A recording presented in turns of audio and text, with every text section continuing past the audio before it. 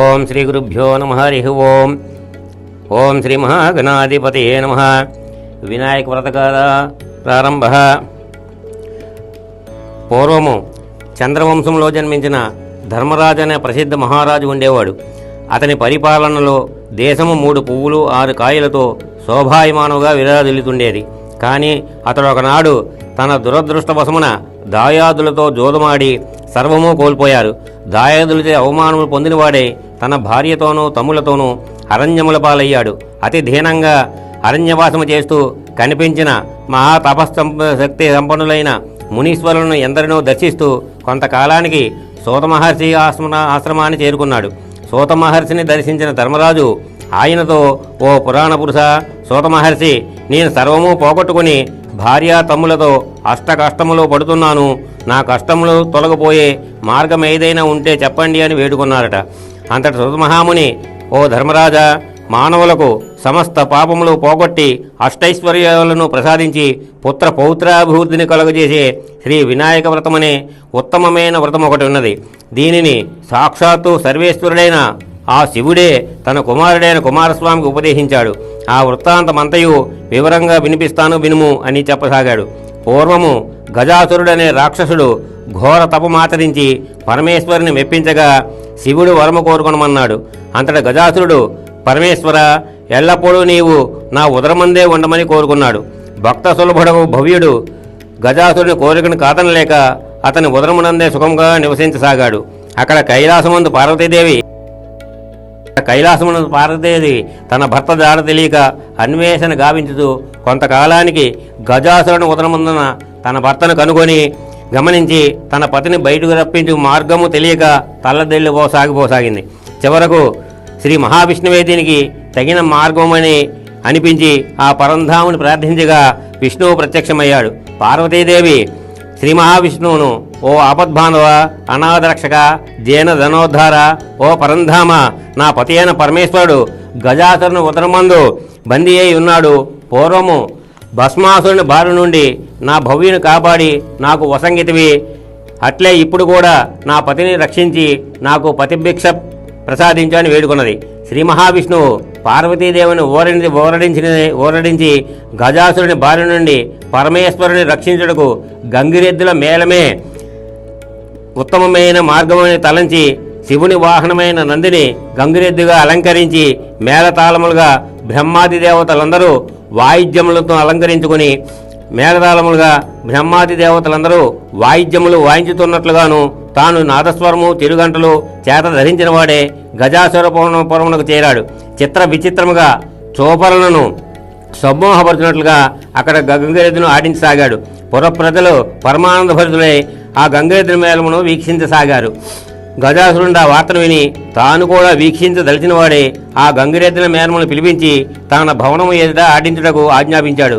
ఆ అవకాశము వరకే ఎదురు చూస్తున్న జగన్నాటక సూత్రధార్యగు ఆ శ్రీమన్నారాయణుడు మారు వేషములతోనున్న తన వారిని అందరినీ వీణులు విందుగా వాయిద్యములను వాయింపజేస్తూ తాను కూడా నాదస్వరముతో చిత్ర విచిత్రముగా వాయిస్తూ గంగిరెద్దును వివిధ భంగిమలతో ఆడిస్తూ అందరినీ మైమరిపి చేస్తున్నాడు. గజాసురుడు కూడా పరమానంద భరితుడై మైమరిచి మీకేమి కావాలనో కోరుకోండి అని ఆజ్ఞాపించాడు.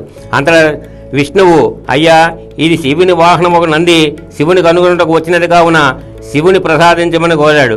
ఆ మాటలకు గజాసురుడు నివ్వెరపడి, ఓహో, ఈతడు రాక్షసాంతడు శ్రీహరి అని తలంచిన వాడే తనకిక మరణము తప్పదని తలంచి చింతిస్తూ తన కడుపులోనున్న పరమేశ్వరునితో, శివ, సర్వేశ్వర, త్రిలోక పూజ్యుడైన నిన్ను నా ఉదరమందు బంధించి ఘోర తప్పిదము చేశాను. నా తప్పిదమును మన్నించుము, నా చివరి కోరికను మన్నించుము, నా శిరస్సును త్రైలోక పూజ్యముగా గావింపుము అని ప్రార్థించాడు. భక్త శంకరుడు పరమేశ్వరుడును జగన్నాటక సూత్రధార్యకు శ్రీ మహావిష్ణువును అట్లే అని అంగీకరించినారు. అంతటి శ్రీహరి నందిని ఆజ్ఞాపించగా నంది నిజరూపమును పొంది తన వాడి అయిన కొమ్ములతో గజాసురుని ఉదరమును చీల్చివేసింది. అంతటా గజాసురుని గర్భం నుండి పరమేశ్వరుడు బయటకు వచ్చి విష్ణుమూర్తిని వేనోళ్ళ స్తుతించాడు. దుష్టులకు ఇట్లాంటి వరములు ఈరాదు, ఇచ్చినతో పాముకు పాలు పోసినట్లుగునని, కావున జాగ్రత్తగా ఉండమని చెప్పి శ్రీహరి బ్రహ్మాది దేవతలతో సహా తమ తమ నిజవాసములకు వెడలిపోయారు. పరమేశ్వరుడును సతియందు అనురాగము మతిశయించిన వాడే ఆ నందిని అధిరోహించి శీఘ్ర వేగమున కైలాస మార్గమున బయలుదేరాడు.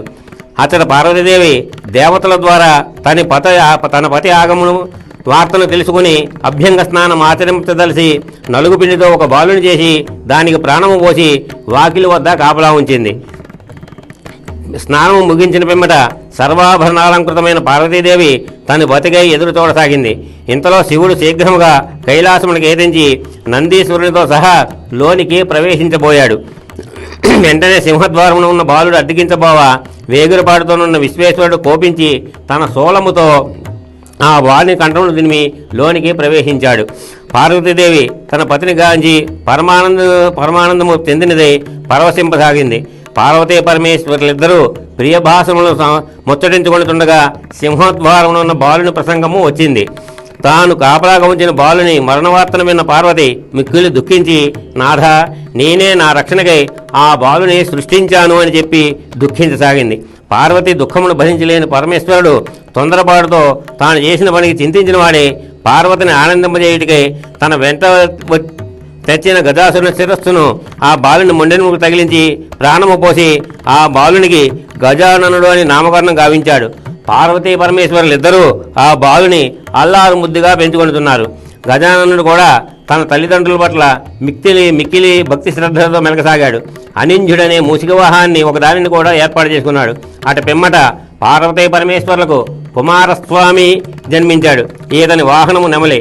కుమారస్వామి తారకాసురుని వధించి మహాబలశాలి అయి దేవతల సేనానాయకుడిగా ప్రసిద్ధికెక్కాడు.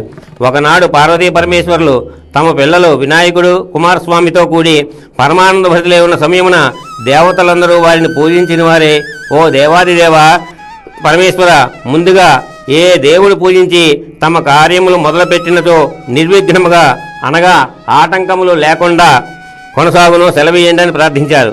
సకల కార్యములకు తొలుత పూజింపబడు దేవుని కావున ఆ విఘ్నాధిపత్యము నాకిమ్మంటే నాకిమ్మని వినాయకుడును కుమారస్వామియును ఇద్దరు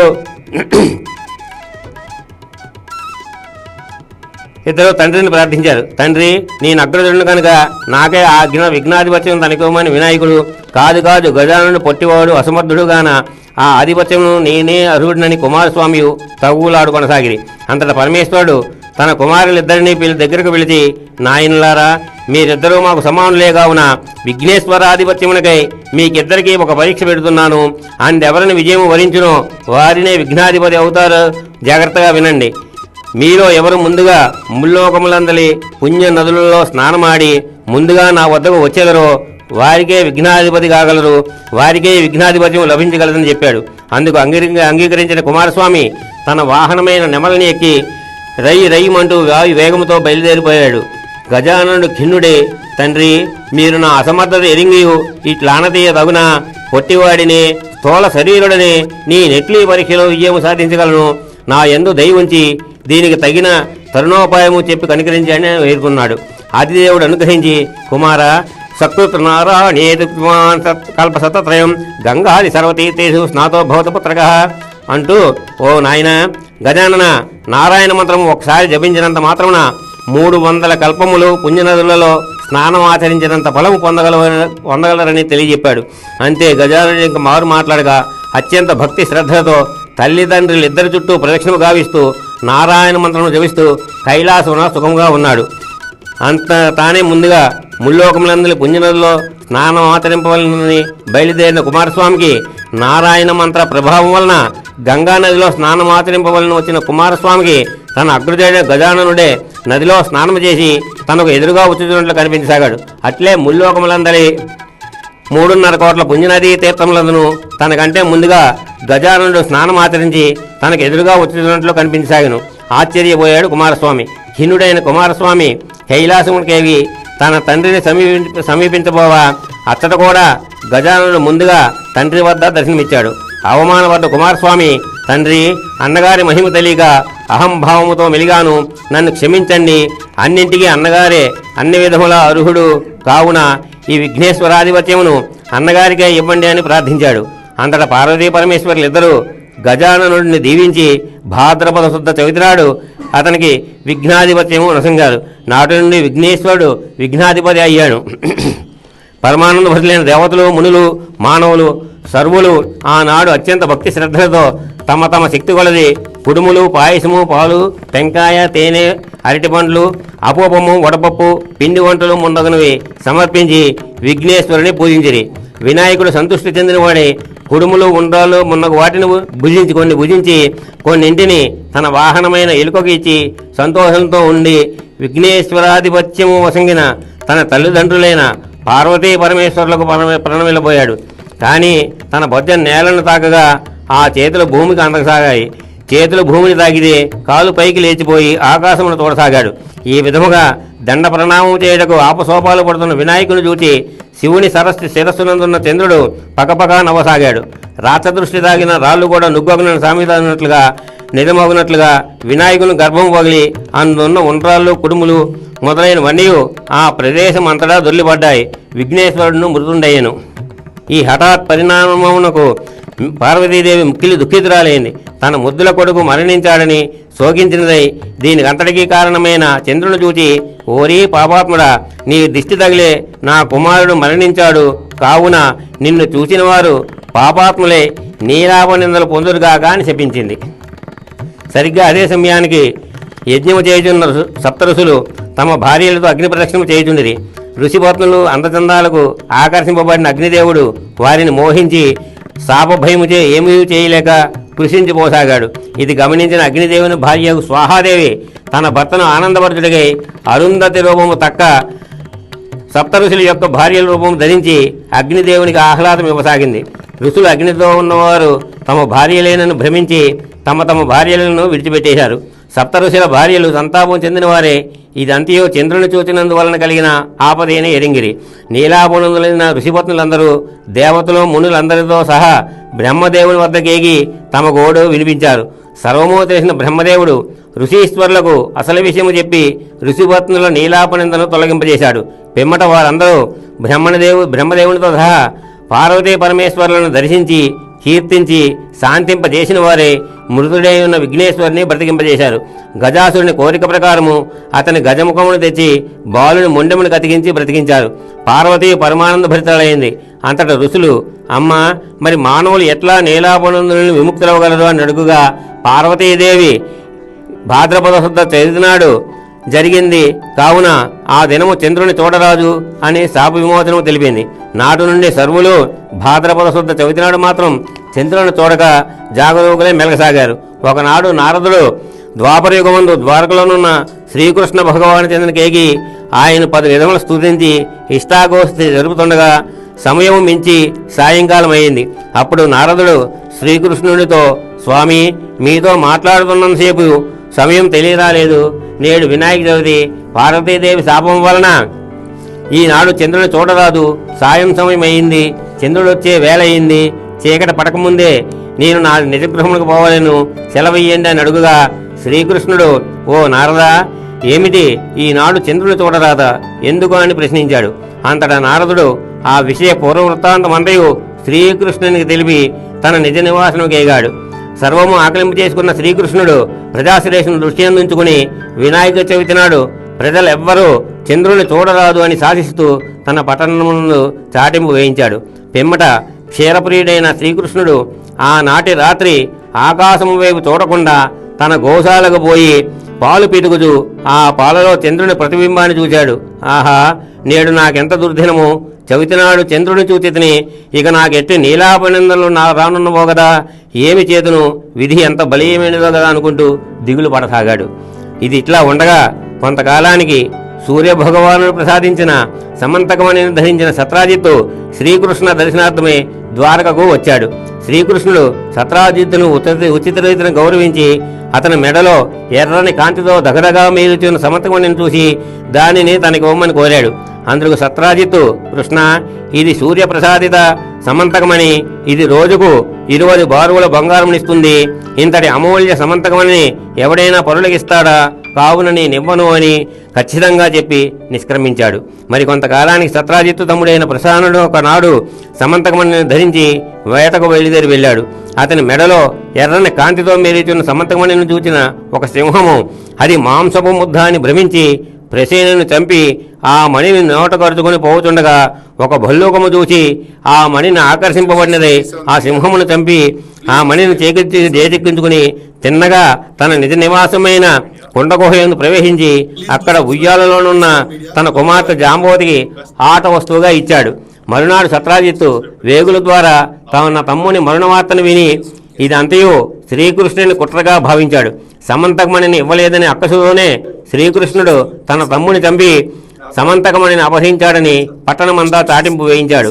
శ్రీకృష్ణుడు ఆ వార్తను విని మిక్కిలి చిందించాడు. ఇదంతా వినాయక చవితి నాడు పాలల్లో చంద్రుని ప్రతిబింబము చూచినందువలన వచ్చిన నీలాపనిందయ్యని గ్రహించిన వాడే విచారించి తద్దోష పరిహారార్థము బంధుమిత్ర సపరివార సమేతముగా అడవికి పోయి వెతకనారంభించాడు. అలా వెతుకుతున్న శ్రీకృష్ణునికి ఒక ప్రదేశమందు ప్రసేనుని కళేబరము సింహపు పాదము గుర్తులు అటు పిమ్మట భల్లూకము యొక్క పాదము గుర్తులు కనిపించాయి. శ్రీకృష్ణుడు ఆ గుర్తులను తన సపరివారంతో సహా వెంబడించుకుపోయి చివరికి ఒక పర్వత ప్రాంతానికి చేరాడు. ఆ పర్వత ప్రాంతమందు ఒక గుహను గమనించిన శ్రీకృష్ణుడు తన పరివారం అంతటినీ బయట ఉండమని శాసించి తానొక్కడే గుహయందు ప్రవేశించాడు. ఆ గుహయందకు ఉయ్యాలను దానిపై వ్రేలాడబడిది అన్న సమంతకమణిని చూశాడు. ఆ మణిని చేతిక్కించుకుని శ్రీకృష్ణుడు బయటకు రాబో సమయమున ఆ అలజడికి ఉయ్యాలలోని బాలిక ఏడవసాగింది.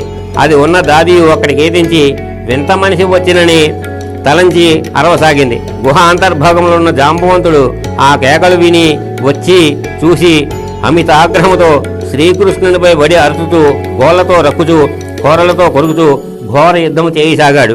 శ్రీకృష్ణుడు కూడా జాంబవంతుని పడదోసి అతని ముష్టి ఘాతముల నుండి తప్పించుకొనుచు ఘోర యుద్ధము గావించాడు. ఇట్లు వారిరువురును రాత్రింబగళ్ళు ఎడతెగక 28 దినములు ఘోర యుద్ధము చేశారు. అప్పటికి జాంబవంతుడు క్షీణించిన వాడే నీరసించి యుద్ధము చేయిజాలక తన బలము హరించి తన ఎదుటనున్నవాడు మహానుభావుడైన శ్రీరామచంద్రునిగా గుర్తించి ఆయన తప్ప నన్ను జయింపగలవాడు వేరొకడు లేడని ఎంచి నమస్కరించి, ఓ మహానుభావ, దేవాదిదేవ, దేనోద్ధారక, ఆర్తజన రక్షక, నిన్ను త్రేతాయుగములో రావణాసురాది రాక్షసులను సంహరించిన భక్తజన పాల్పడవు శ్రీరామచంద్రుడిగా గుర్తించింది. నాడు నా ఎందుగల అనురాగముచే వరము కోరుకోమంటివి. దుష్టబుద్ధితో మీతో ద్వంద్వ యుద్ధము చేయవలన ఉన్నదని కోరుకుంటుని. నీ కోరిక రాబోవు యుగములో తీరునని సెలవిచ్చిది. నాటి నుండి మిమ్మే నిత్యము స్మరిస్తూ మీ ధ్యాసందే గడుపుతున్నాను. నేటికి నా కోరికని తీర్చిద్ది స్వామి. నా శరీరం అంతయు మీతో సెలిపిన ద్వంద్వ యుద్ధముతో శిథిలమైపోయినది. నా శరీరం అంతయు మీతో నా జవసత్వములన్నీ ఉడిగిపోయినవి. జీవించునని ఆశ సన్నగిలినది. ప్రాణములు పోవటకు సిద్ధముగా ఉన్నవి. నా అపరాధములను మన్నించి నన్ను కాపాడి తండ్రి అంటూ వణుకుతూ ప్రార్థించాడు. అంతటా శ్రీకృష్ణుడు కరుణించి జాంబవంతుని శరీరమును నిమిరి అతని భయమును బాపి, ఓ భల్లూకేశ్వర, సమంతకమణిని అపహరించిదని నీలాపనిందన బాపుకొనుటికే నేనిట్లు వచ్చిందని కావున సమంతకమణిని వశంగము అన్నాడు. జరిగినదంతయు తన మేలుగా అనుకున్న జాంబవంతుడు సంతోషించి సమంతకమణితో సహా తన కుమార్తె అయిన జాంబవతిని కూడా కానుకగా ఇచ్చాడు. జాంబవంతుని దీవించి జాంబవతి సమంతకమణులతో సహా శ్రీకృష్ణుడు తన పురమునకు పోయాడు. అక్కడ సత్రాజిత్తును యావత్ ప్రజలను రావించి జరిగిన వృత్తాంతం అంతటినీ వారికి వివరించి అందరి ఎదుట సమంతకమణిని సత్రాజిత్తునకు ఇచ్చివేశాడు. పశ్చాత్తాపడిన సత్రాజిత్తు, కృష్ణ, నిష్కారణముగా నీపై నీలాపనింద వేశాను. నన్ను క్షమించి ఈ సమంతకమణితో సహా నా కుమార్తెకు సత్యభామను కూడా నీకు కానుకగా ఇస్తున్నాను, కాదనకు అని వేడుకున్నాడు. శ్రీకృష్ణుడు సమంతకమణిని తిరిగి ఇచ్చివేస్తూ సత్యభామను కానుకగా స్వీకరించాడు. అటు పిమ్మట ఒక శుభముహూర్తాన జాంబవతి సత్యభామలిద్దరిని పరిణయమాడాడు. ఆ వివాహమునకు వచ్చిన మునులందరూ ముగ్ధులే శ్రీకృష్ణుని స్తుతించి, శ్రీకృష్ణ, సమర్థులు కనుక మీకు వచ్చిన నీలాపనిందన బాబు కనగలిదిరి, మరి మేమెట్లు బాబు కనగలము అని వేడుకున్నారు. శ్రీకృష్ణుడు వారి పట్ల దయతలిచి భాద్రపద శుద్ధ చవితి నాడు ప్రమాదవశంభున చంద్రదర్శనమయ్యనేని ఆనాడు వినాయకుని భక్తి శ్రద్ధలతో పూజించి ఈ సమంతకమణి కథను విని అక్షతలు శిరస్సును ధరించిన వారు నీలాపనిందలు పొందకుండెదురుగా కాని చెప్పాడు. అందరూ ఆనందంతో తమ తమ నిలయములకు బయలుదేరి వెళ్లారు. నాటి నుండి భాద్రపద శుద్ధ చవితి నాడు దేవతలు, మహర్షులు, మానవులు అందరూ తమ తమ శక్తి కొలది విఘ్నేశ్వర వ్రతాన్ని ఆచరించసాగారు. విఘ్నములకు అధిపతి వినాయకుడు. ఆ వినాయకుని కృప వలన సర్వ కార్యములు నెరవేరును. వినాయక వ్రతం ఆచరించడం వలన మనము తలపెట్టిన పనులు ఆటంకము లేకుండా కొనసాగగలవు. అష్టైశ్వర్య ప్రాప్తి పొందగలరు. వంశాభివృద్ధి జరుగును. పుత్ర పౌత్రాభివృద్ధి కలిగి సర్వసుఖములు పొందగలరు. 4 వర్ణముల వారును దీనిని ఆచరింపవచ్చును. జాన సంపత్తి కలుగును. సర్వులో సుఖంబులు పొందెదరు అని సూతమహాముని ధర్మరాజాదులకు విన్నవించాడు. ధర్మరాజాదులు ధార్మికతో సెలవు తీసుకున్నారు. అటు పిమ్మట ధర్మరాజు తన సోదరులందరితో కూడి ఈ వినాయక వ్రతం ఆచరించి తన పునః వైభవాన్ని సంతరించుకున్నాడు. ఓం శ్రీ వరసిద్ధి వినాయకాయ నమః.